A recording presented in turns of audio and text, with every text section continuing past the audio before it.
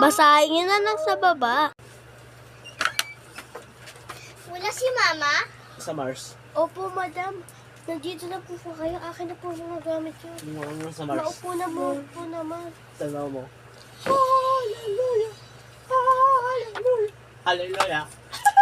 Okay, madam. Ito na po ang tsinelas niyo. Madam, sabi po ng mama niya, mag-sunscreen na daw kayo. Nandiyan na ba si Mama?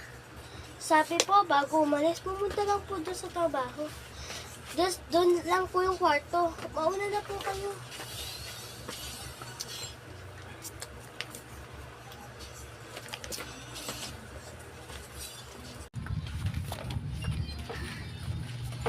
Ito ba yung bagong house?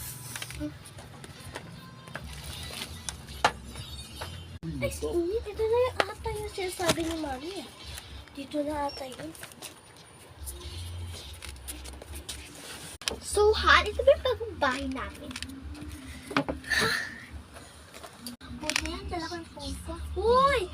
Sharna! Ikaw, si Claren, dati ko kaklase na. Oo, ikaw yun. Teka, anong ginagawa mo dito? At kaninang bahay naman to? Dito ako bagong lipat ni nanay eh.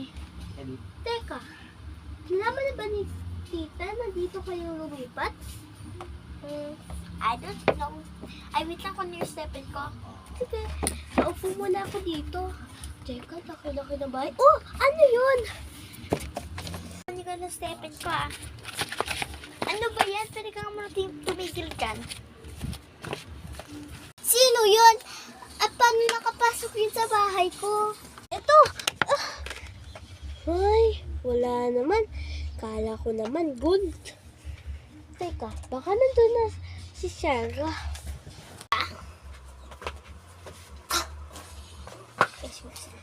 Kala ko naman pero... Oh! Nandiyan ka na pala, Clara. Ay, sorry. Shara pala. Bale, kanino pa talaga tong bahay? At anong ginagawa natin dito? Wait lang, picture tayo back ko sa mama ko. Uy, ganda. Siguro sa Facebook ah.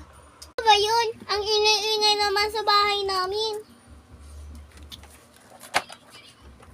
Oy, Clara! Ba't kayo nandito sa bahay namin? Ah, dito kasi ako pinupunta ni nanay eh. Ay, Shaira! Hello! Dito yung bahay namin. Naka-pink? Ito Wow! yung naka-ano. Teka naman, bahay mo tong ganto-ganto naman.